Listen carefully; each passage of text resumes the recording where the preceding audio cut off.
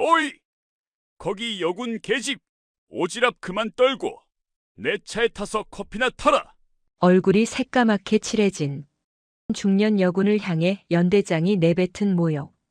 하지만 그 순간 그녀가 주머니에서 꺼낸 베레모에는 과연 무슨 일이 벌어진 걸까요? 자신의 어깨에 달린 무궁화 3개가 한순간에 초라해진 대령의 운명과 2년간 병사들에게 썩은 밥을 먹이며 쌓아온 비리 제국이 무너지는 통쾌한 이야기를 지금 시작합니다. 영상 보시기 전에 구독과 좋아요 한번 눌러주시면 세상 사연에 큰 힘이 됩니다. 무료로 할 수 있는 소중한 응원, 더 좋은 이야기로 보답하겠습니다. 이제 시작하겠습니다. 강원도 철원의 체감 온도는 영하 30도에 육박했다.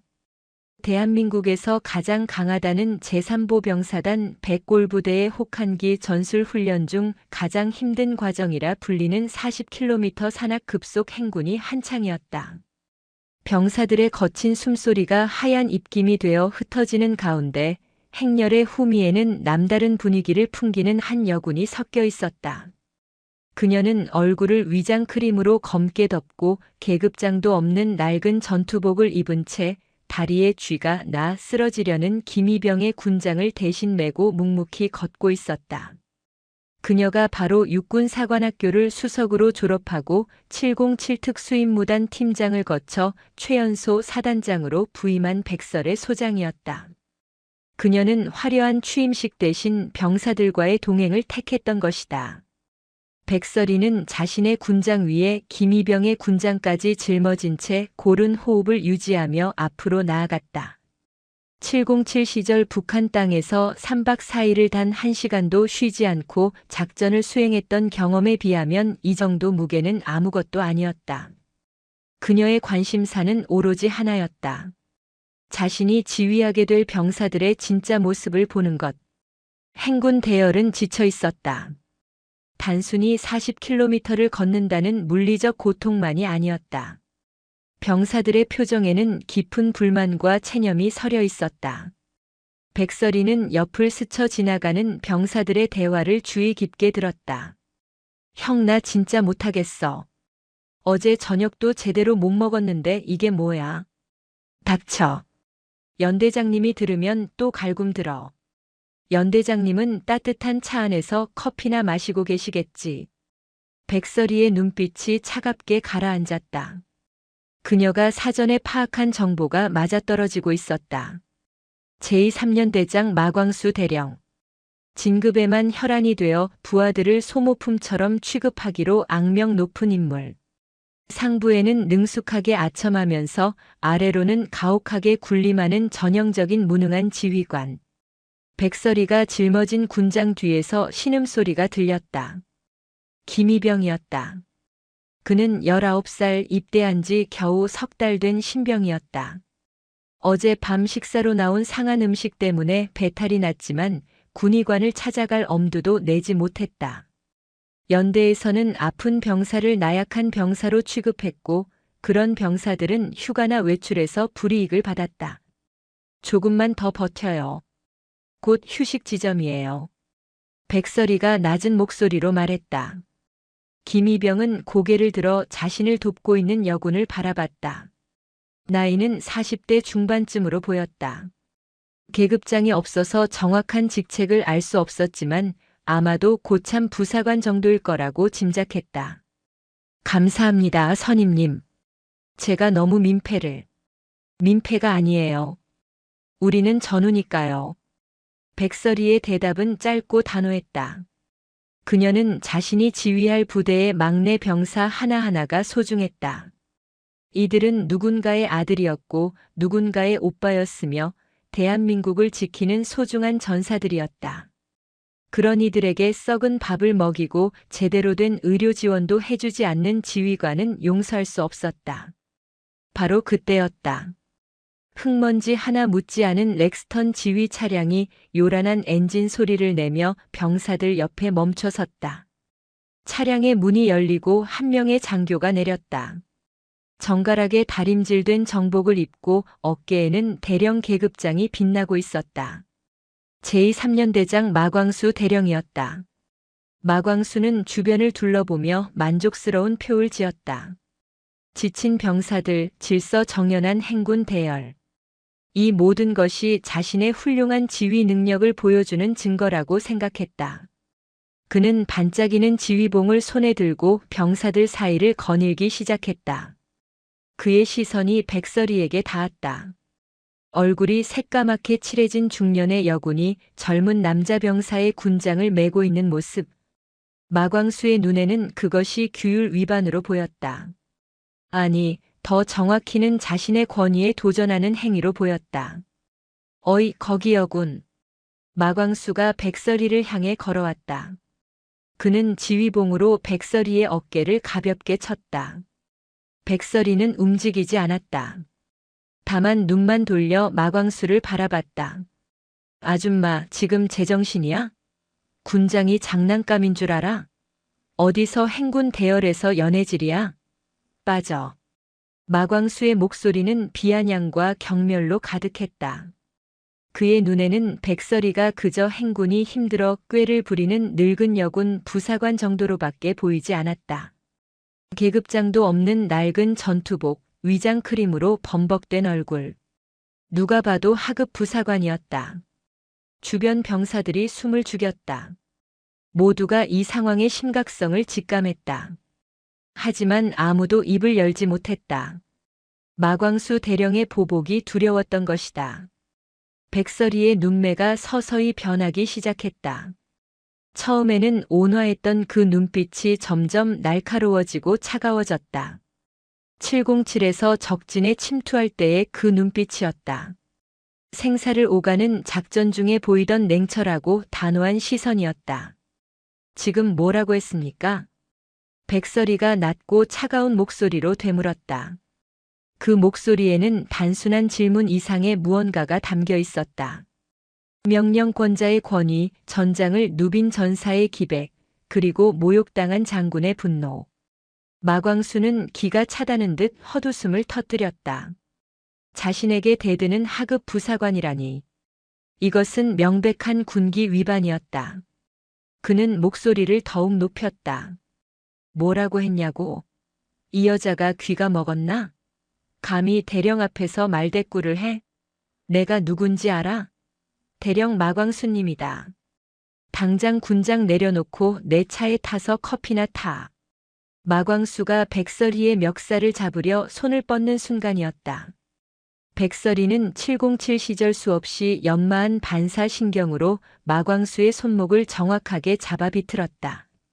관절이 꺾이는 각도는 정확했고 힘의 강도는 고통을 주되 부상을 입히지 않을 만큼 절제되어 있었다. 으악, 이거 안 나? 너 지금 상관 폭행이야. 영창 보내버릴 거야. 마광수가 비명을 질렀다. 그는 이해할 수 없었다. 자신보다 한참 작고 나이 많아 보이는 여군에게 제압당하다니. 주변 병사들의 시선이 느껴졌다.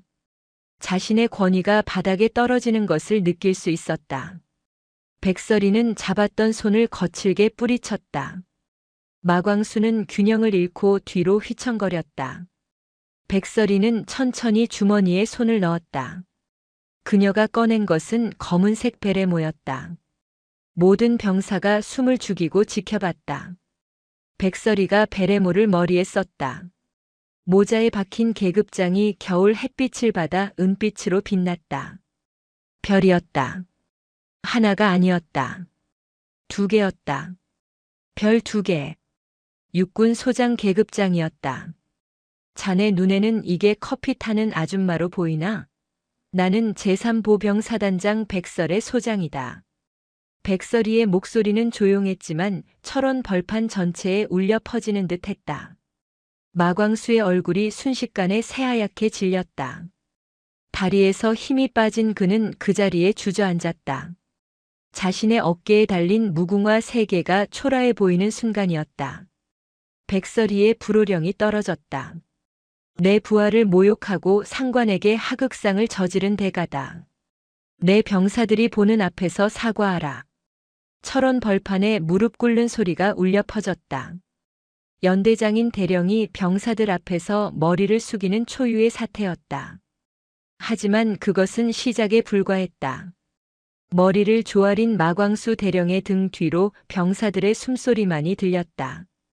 누구도 감히 말을 꺼내지 못했다.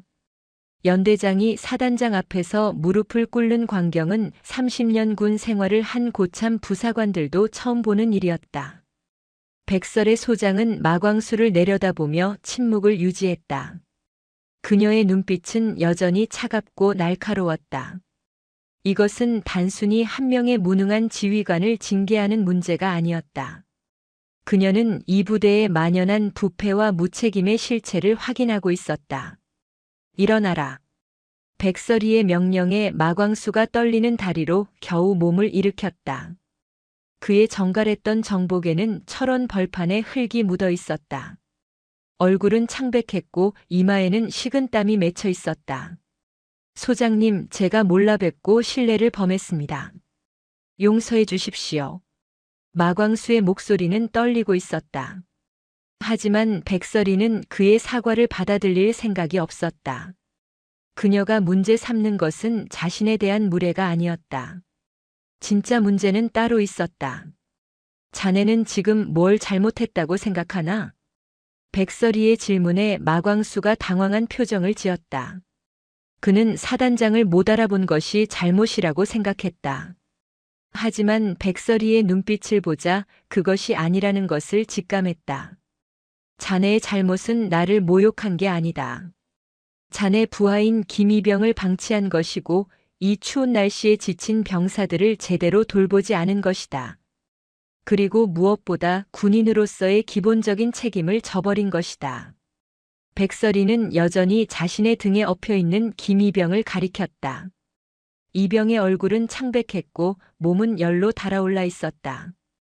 이 병사는 지금 고열에 시달리고 있다. 어제 저녁부터 배탈이 났는데도 군의관을 찾아가지 못했다고 한다. 연대장으로서 자네는 이런 사실조차 모르고 있었나? 마광수는 대답하지 못했다. 사실 그는 병사들의 건강 상태 같은 것에는 관심이 없었다. 그에게 중요한 것은 훈련 평가에서 좋은 점수를 받는 것, 상부에 보고할 화려한 실적을 만드는 것뿐이었다. 백설이는 주변 병사들을 둘러보았다. 모두가 지쳐 있었다. 단순히 육체적으로 지친 것이 아니었다. 그들의 눈빛에는 희망이 없었다. 군대가 이렇게까지 병사들의 영혼을 갉아먹어도 되는 것인가? 행군을 중단한다. 전 병력 부대로 복귀하라. 백설이의 명령이 떨어지자 병사들 사이에서 안도의 한숨이 새어나왔다. 하지만 그들은 여전히 조심스러웠다. 새로운 사단장이 어떤 사람인지 아직 확신할 수 없었던 것이다. 백설이는 무전기를 꺼내 들었다. 작전과장, 나 사단장이다. 즉시 의무대를 행군로로 보내라. 응급 환자가 있다. 그리고 부대 복귀 후 전체 병력 건강 검진을 실시한다.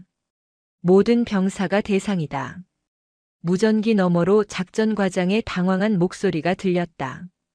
소장님, 그러면 훈련 일정은 내가 조정한다. 병사들의 건강이 우선이다. 백설이는 단호하게 말했다. 그녀에게 훈련 실적 같은 것은 중요하지 않았다. 진짜 강한 부대는 병사들이 건강하고 사기가 높을 때 만들어지는 것이다. 잠시 후 의무대 차량이 도착했다. 군의관이 김이병을 진찰하더니 즉시 후송이 필요하다고 판단했다. 백설이는 김이병의 손을 잡아주었다. 이병님, 걱정하지 마세요. 제대로 치료받고 회복하면 됩니다. 그것이 군인으로서 해야 할 일입니다. 김이병의 눈에 눈물이 맺혔다. 입대 후 처음으로 상급자로부터 따뜻한 말을 들었다. 그는 떨리는 목소리로 대답했다. 감사합니다, 소장님. 의무대 차량이 떠나고 백설이는 마광수를 향해 돌아섰다. 마광수는 여전히 불안한 표정으로 서 있었다. 그는 이 상황이 자신에게 어떤 결과를 가져올지 두려웠다. 마 대령, 지금부터 나와 함께 연대 병영 식당으로 간다. 행군을 마친 병사들이 먹는 식사를 직접 확인하겠다. 마광수의 얼굴이 더욱 하얗게 질렸다. 그는 식당 상황을 너무나 잘 알고 있었다. 자신이 비리를 저지르며 병사들에게 제공해 온 식사의 수준을 알고 있었다. 소장님, 그것은 보급 사정이 좋지 않아서 지금은 적절한 시기가. 적절한 시기는 언제인가? 내일? 다음 주? 병사들은 매일 먹어야 하는데 말이다. 지금 당장 출발한다. 백설이의 목소리에는 타협의 여지가 없었다. 그녀는 이미 감찰실을 통해 이 부대의 급식 비리에 대한 제보를 받은 상태였다. 마광수가 자신의 친척이 운영하는 급식 업체로부터 뇌물을 받고 저급 식자재를 납품받았다는 정황이 있었다. 하지만 정황만으로는 부족했다. 그녀에게는 확실한 증거가 필요했다. 부대로 복귀하는 차량 안에서 백설이는 창밖을 바라보았다. 철원의 풍경이 스쳐 지나갔다. 이곳은 한국 전쟁의 격전지였다. 수많은 선배들이 이 땅을 지키기 위해 목숨을 바쳤다.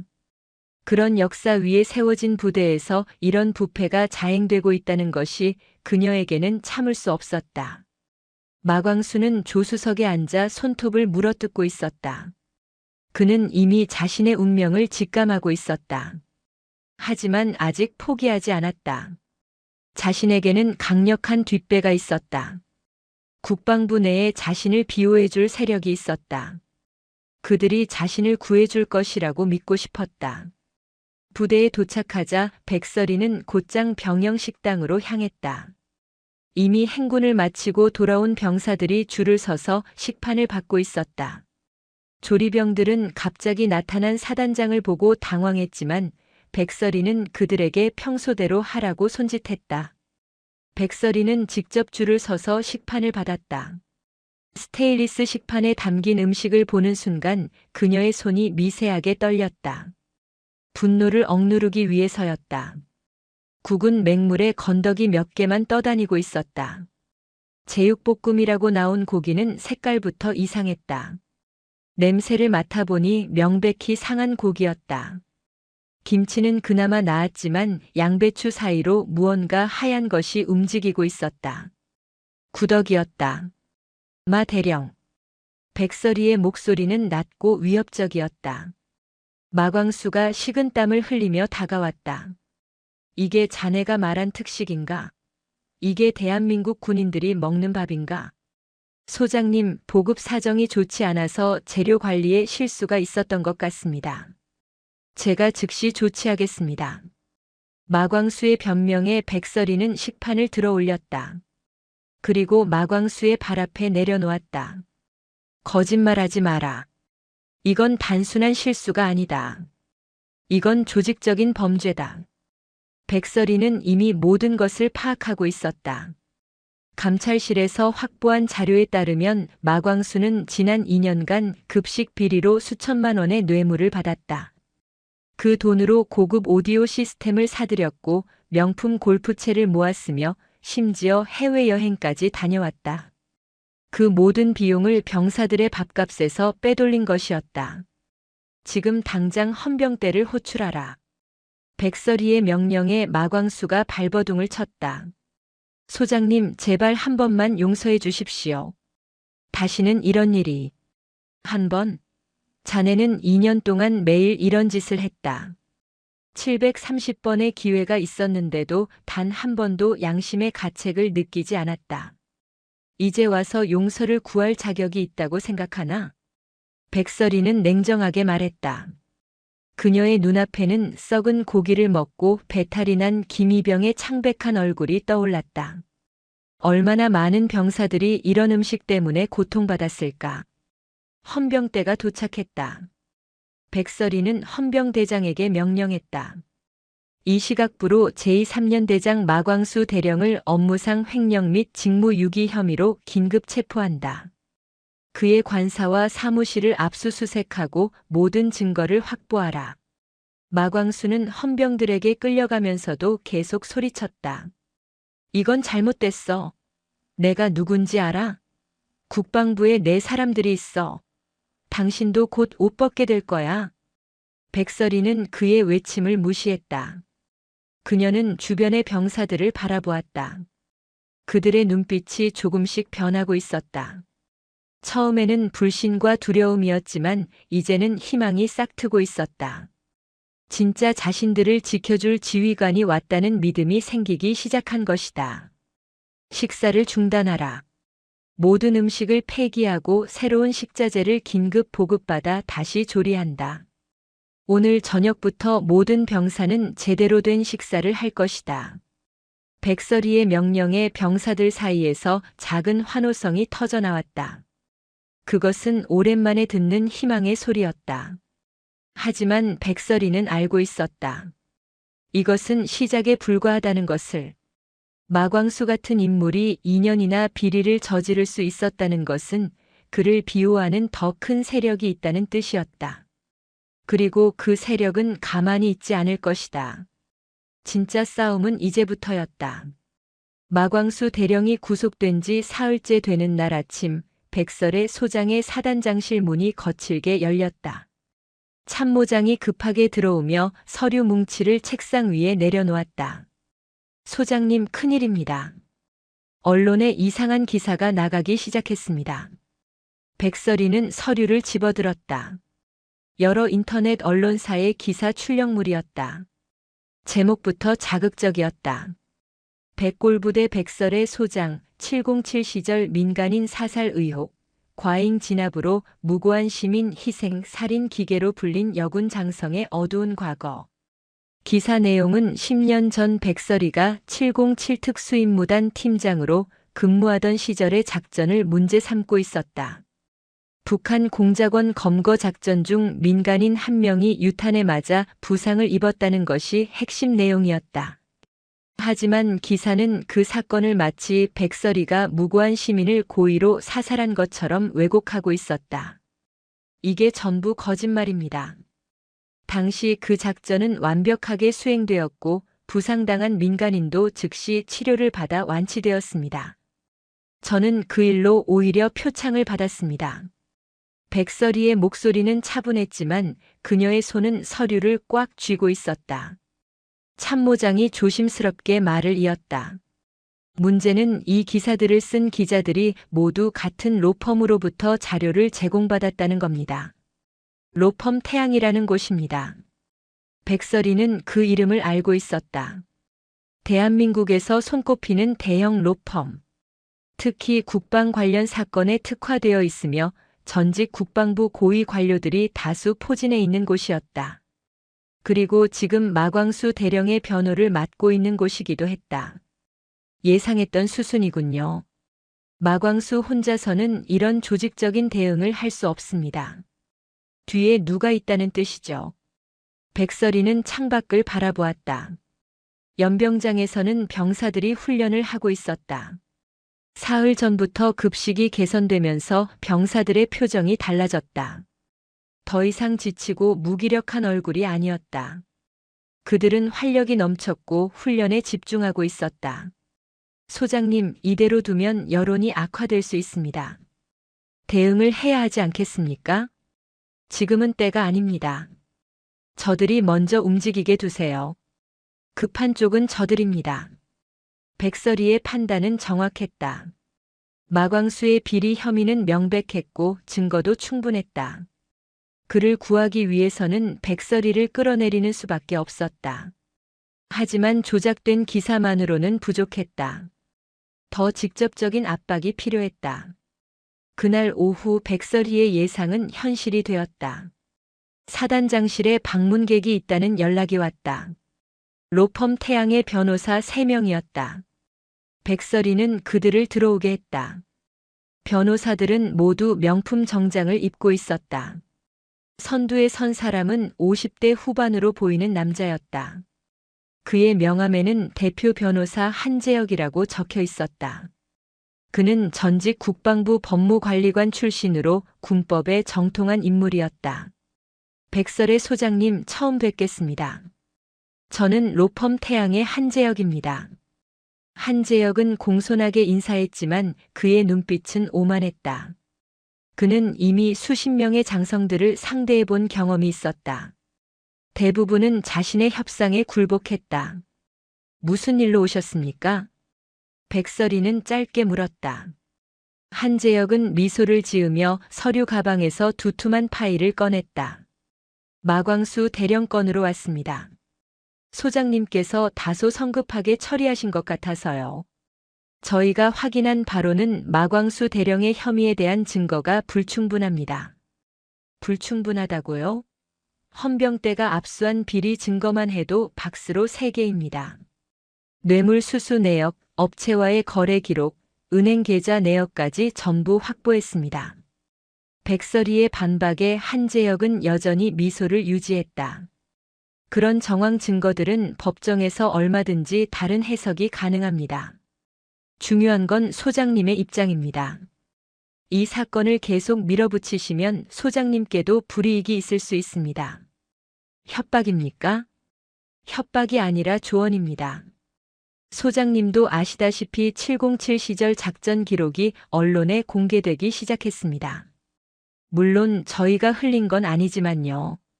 한재혁의 말투는 공손했지만 내용은 노골적인 위협이었다.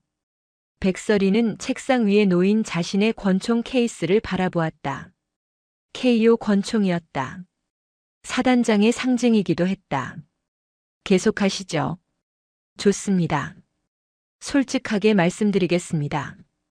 마광수 대령을 풀어주시고 이 사건을 합의로 마무리하십시오. 그러면 저희도 더 이상 소장님의 과거를 문제 삼지 않겠습니다. 서로에게 좋은 일 아니겠습니까?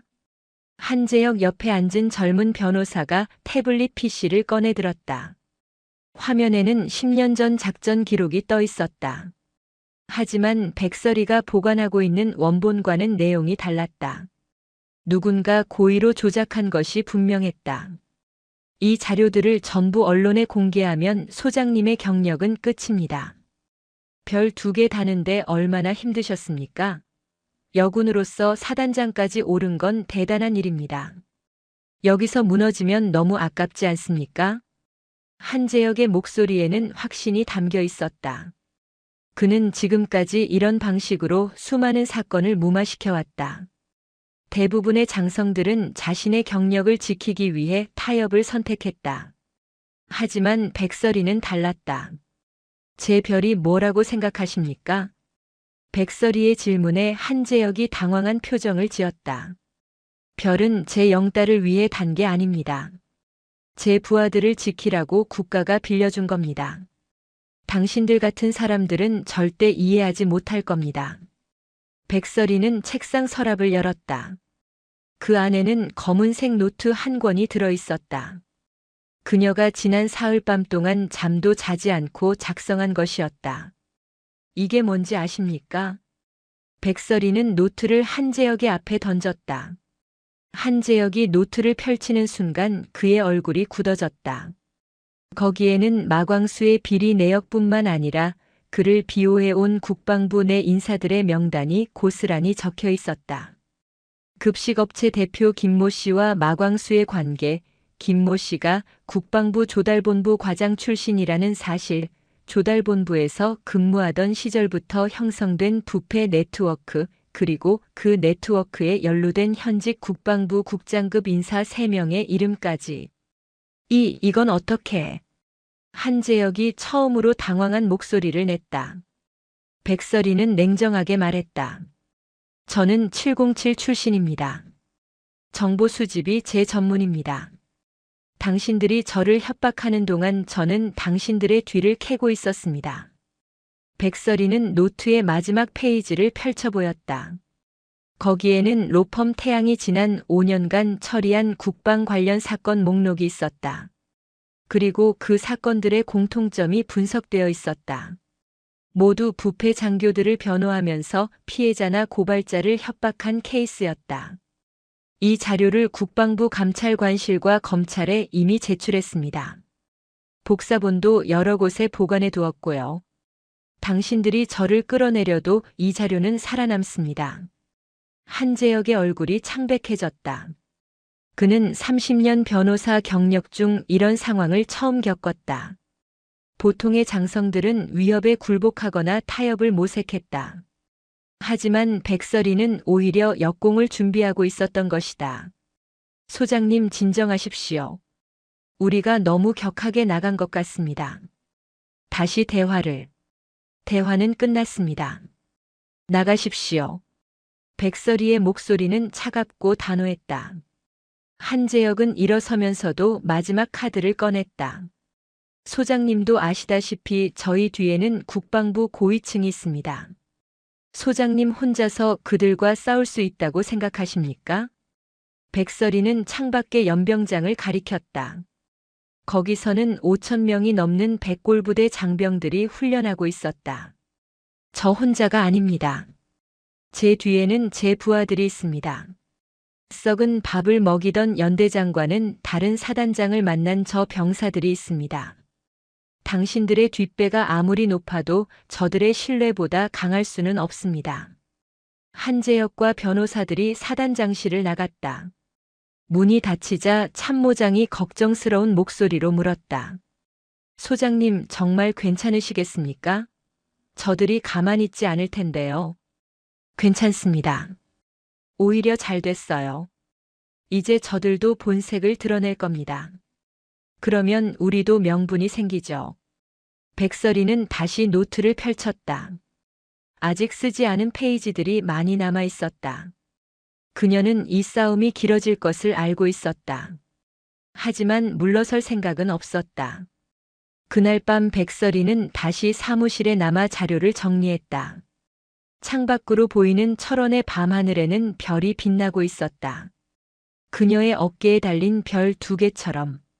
제 별은 제가 지킬 겁니다. 제 방식대로. 백설이는 혼잣말처럼 중얼거리며 다시 펜을 들었다. 진짜 전쟁은 이제부터였다.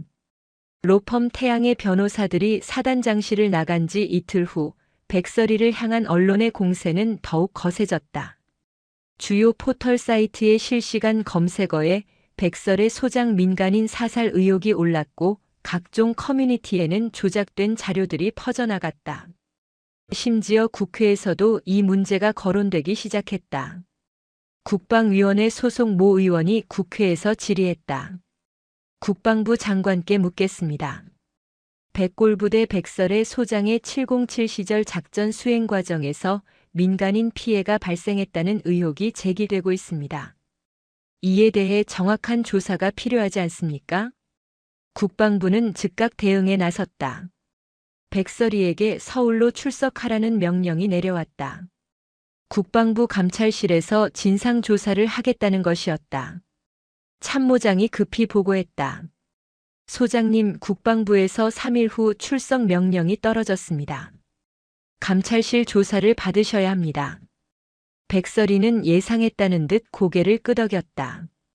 알겠습니다. 준비하죠.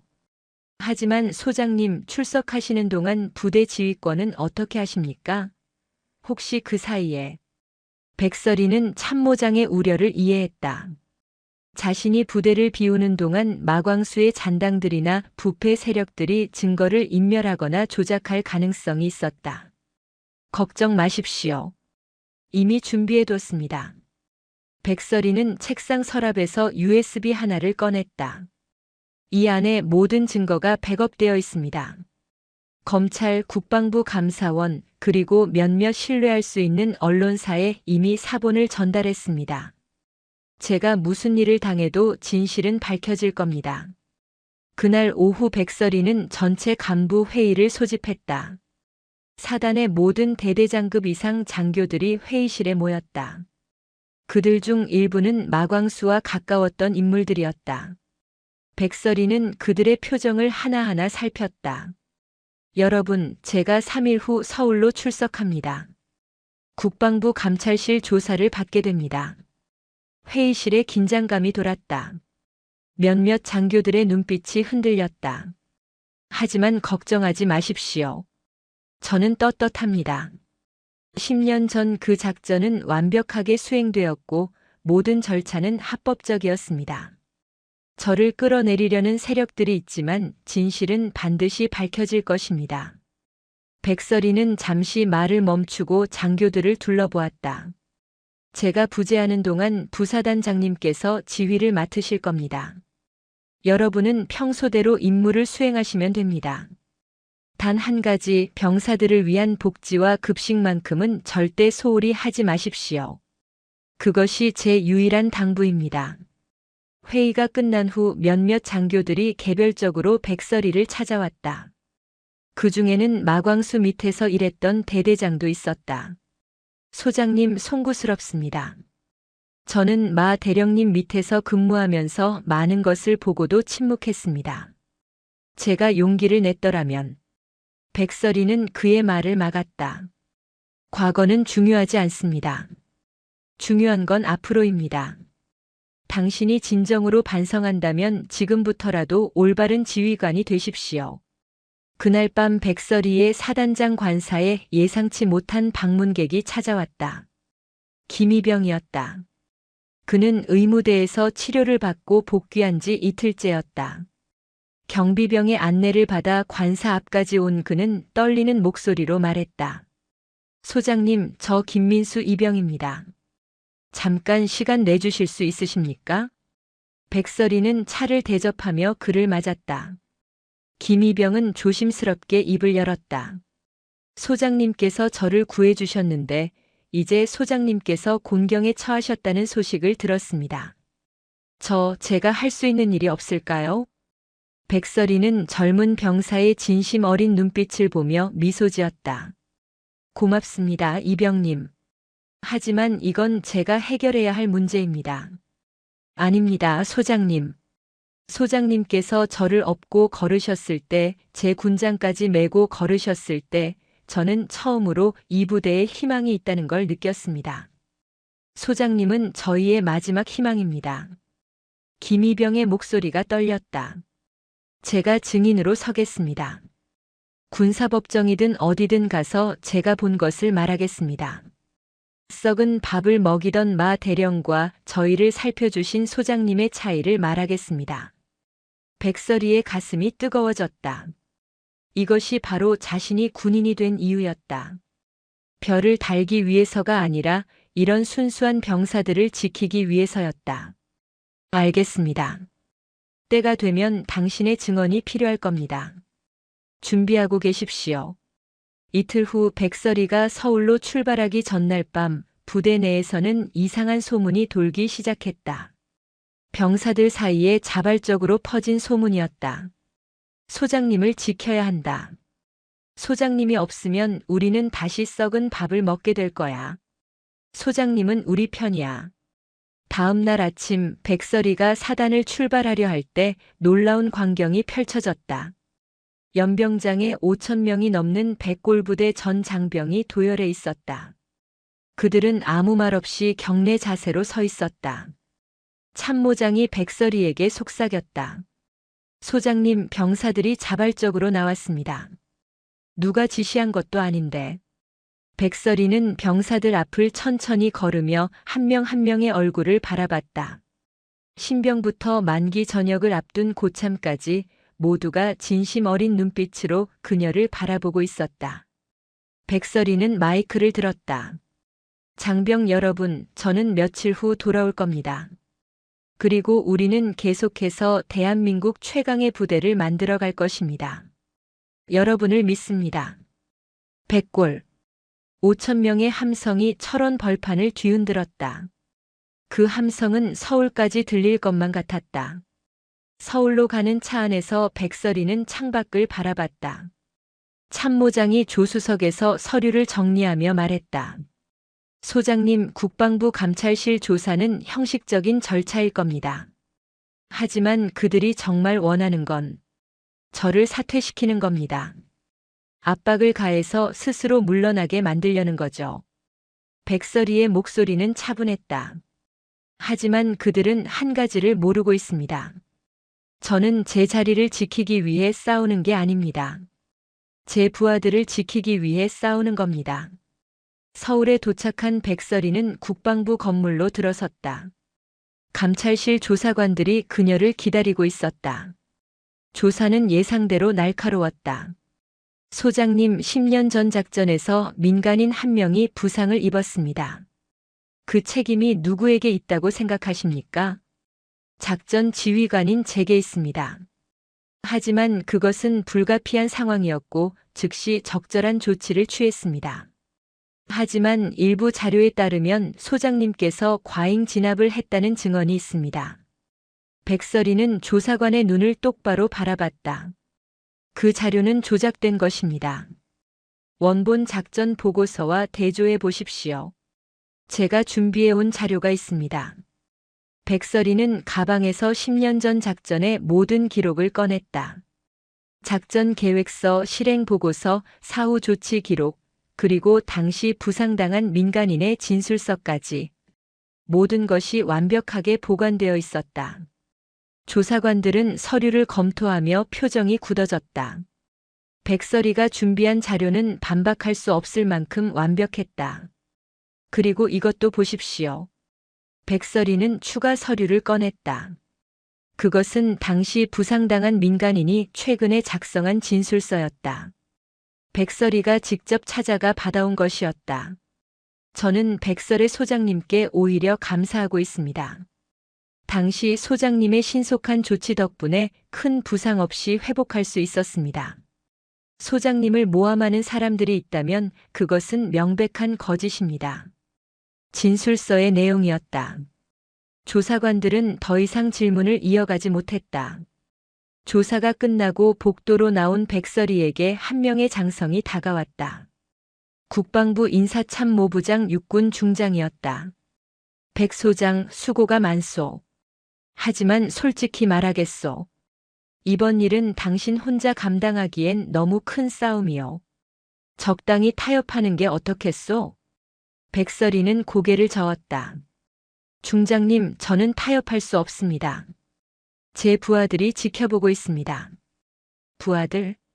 하하, 부하들은 당신이 사라지면 금방 잊어버릴 거요. 군대가 원래 그런 곳 아니오? 백설이는 중장의 눈을 똑바로 바라보며 말했다. 그건 중장님의 부대 이야기일 겁니다. 제 부대는 다릅니다. 백설이는 돌아서서 국방부를 나섰다. 그녀는 알고 있었다. 진짜 싸움은 이제 곧 시작될 것이라는 것을. 국방부 감찰실 조사가 끝난 지 일주일 후 마광수 대령의 군사재판이 열렸다. 재판은 국군 수도병원 내 군사법원에서 진행되었다. 방청석에는 언론과 시민단체 관계자들이 가득 찼다. 이 사건은 이미 사회적 관심사가 되어 있었다. 검찰 측 증인으로 백설의 소장이 먼저 증언대에 섰다. 그녀는 정복을 입고 있었지만 훈장은 하나도 달지 않았다. 어깨에 별 2개만이 그녀의 계급을 말해주고 있었다. 증인은 피고인 마광수 대령의 비리를 어떻게 알게 되었습니까? 검사의 질문에 백설이는 차분하게 답했다. 부임 첫날 병사들과 함께 행군을 하면서 부대의 실태를 파악했습니다. 병사들의 건강 상태가 좋지 않았고 급식에 문제가 있다는 것을 직감했습니다. 그래서 어떻게 하셨습니까? 행군 직후 연대 병영 식당을 방문했습니다. 그곳에서 상한 고기와 구더기가 들어간 김치를 발견했습니다. 즉시 조사를 지시했고 마 대령이 급식 업체로부터 뇌물을 받았다는 증거를 확보했습니다. 백설이의 증언은 명확하고 구체적이었다. 변호인 측에서 반대 신문에 나섰다. 로펌 태양의 한재혁 변호사였다. 소장님, 증거라고 하셨는데 그것이 정말 객관적인 증거입니까? 혹시 소장님께서 개인적인 감정으로 피고인을 몰아간 것은 아닙니까? 한재혁의 질문에는 도끼가 서려 있었다. 백설이는 흔들리지 않고 답했다. 객관적인 증거입니다. 피고인의 계좌로 들어온 금액, 급식업체 대표와의 통화 기록, 부실 식자재 납품 내역, 모든 것이 헌병대 조사로 확인되었습니다. 하지만 소장님께서는 707 시절 민간인을 다치게 한 전력이 있지 않습니까? 그런 분이 다른 사람의 비리를 운운할 자격이 있습니까? 한재혁의 공격에 방청석이 술렁였다. 하지만 백설이는 침착했다. 그 사건은 이미 국방부 감찰실 조사에서 무혐의로 결론났습니다. 그리고 그것은 이번 재판과 무관합니다. 변호인께서는 피고인의 혐의를 반박하지 못하니 증인을 공격하시는 겁니까? 재판장이 한재혁에게 경고했다. 변호인, 질문을 사건과 관련된 내용으로 한정하십시오. 한재혁은 더 이상 질문하지 못했다. 백설이의 증언은 흔들림이 없었다. 다음 증인은 김민수 이병이었다. 그는 군복을 단정하게 입고 증언대에 섰다. 떨리는 목소리였지만 눈빛은 확고했다. 증인은 백설의 소장과 마광수 대령을 모두 알고 있습니까? 예, 알고 있습니다. 두 분의 차이를 설명해 주시겠습니까? 김이병은 잠시 숨을 고르고 말을 이었다. 마 대령님은 저희를 한 번도 제대로 보지 않으셨습니다. 저희가 아파도 힘들어도 관심이 없으셨습니다. 훈련 실적과 자신의 진급만 생각하셨습니다.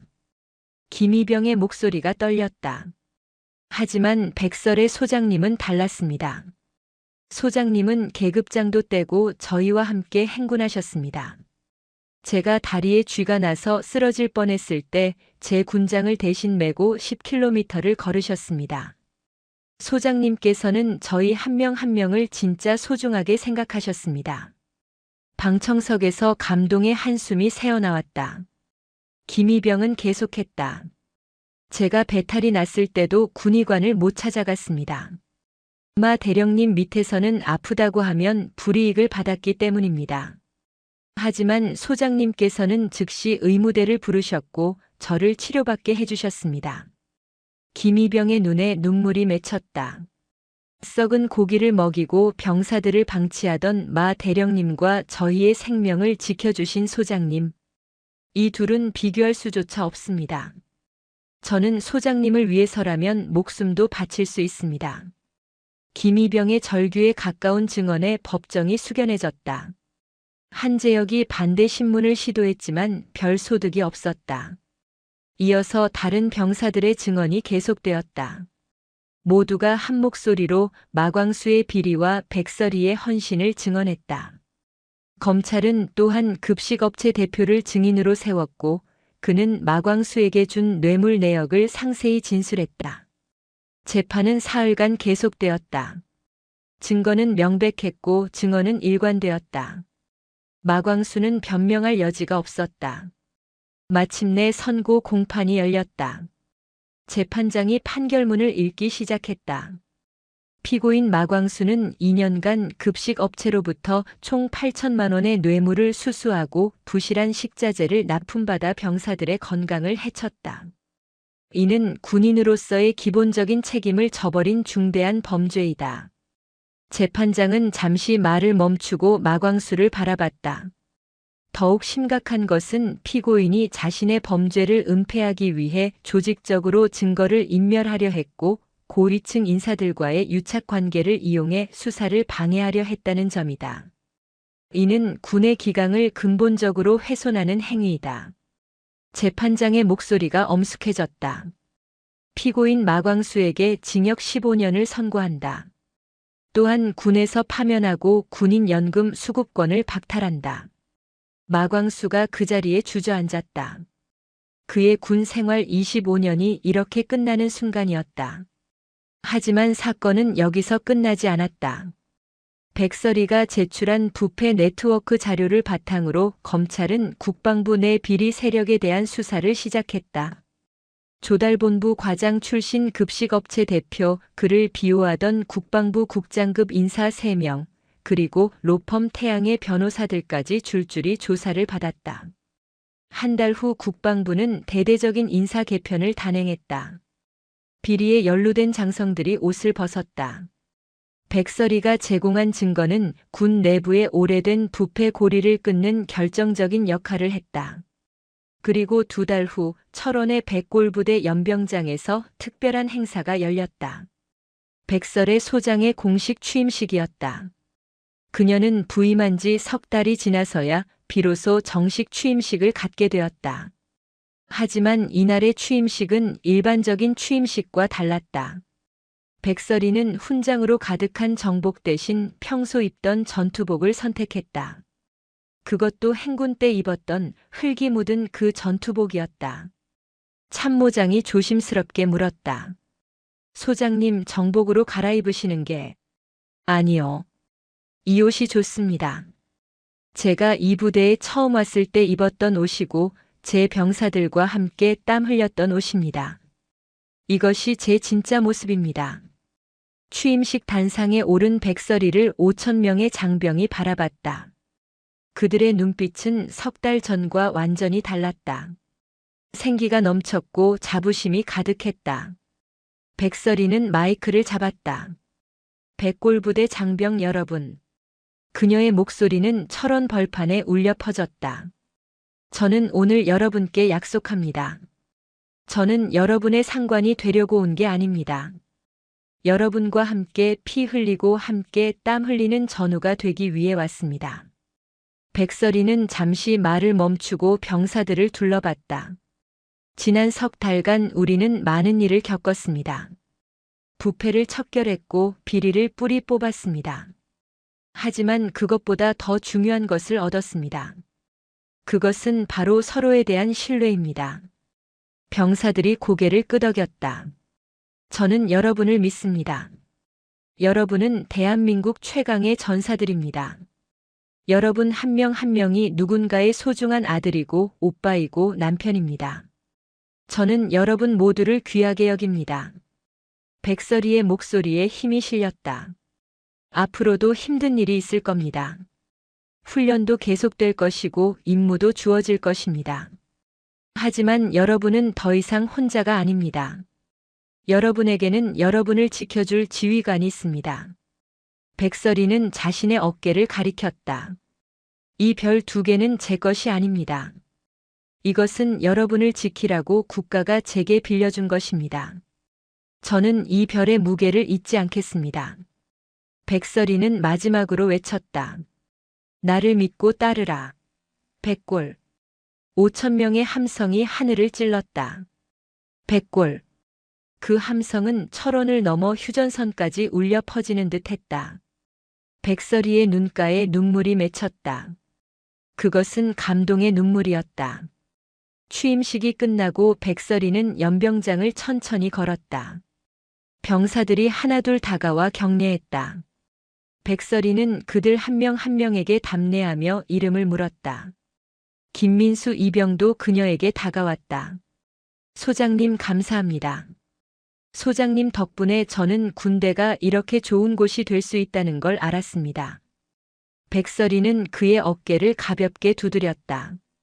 고맙습니다, 이병님. 당신의 용기 있는 증언이 많은 것을 바꿨습니다. 해가 저물어가는 철원 벌판에 백설의 소장은 홀로 서 있었다. 그녀의 어깨에 달린 별 2개가 석양을 받아 빛나고 있었다. 하지만 그 별보다 더 빛나는 것은 연병장에서 훈련하는 병사들의 눈빛이었다. 백설이는 혼잣말처럼 중얼거렸다. 이것이 진짜 군대입니다. 계급과 권력이 아니라 신뢰와 헌신으로 만들어지는 군대. 이것이 제가 꿈꾸던 군대입니다. 철원에 매서운 바람이 불어왔지만 백설이는 춥지 않았다. 그녀의 가슴 속에는 뜨거운 전우애가 타오르고 있었다. 그것은 그 어떤 바람으로도 꺼지지 않을 불꽃이었다. 백골부대의 새로운 역사가 시작되었다. 그것은 별 2개를 단 한 여성 장군과 5천 명 병사들이 함께 쓰는 이야기였다. 그리고 그 이야기는 계속될 것이었다. 오늘 이야기 어떠셨나요? 진정한 리더는 높은 자리에 앉아 명령만 내리는 사람이 아닙니다. 부하들과 함께 땀 흘리고 그들의 아픔을 외면하지 않으며 자신에게 주어진 권한을 오직 그들을 지키는 데 사용하는 사람입니다. 백설의 소장의 어깨에 달린 별 2개는 화려한 권력의 상징이 아니라 무거운 책임의 증표였습니다. 여러분도 어떤 위치에 있든 누군가를 이끌어야 하는 순간이 온다면 그 자리가 나를 위한 것이 아니라 내가 지켜야 할 사람들을 위한 것임을 기억하시기 바랍니다. 진정한 존경은 계급장에서 나오는 것이 아니라 함께 걸어온 발자국에서 나오는 것이니까요. 영상이 재미있으셨다면 구독과 좋아요, 댓글까지 부탁드리고 오늘도 건강하고 행복한 하루 되시길 바랍니다.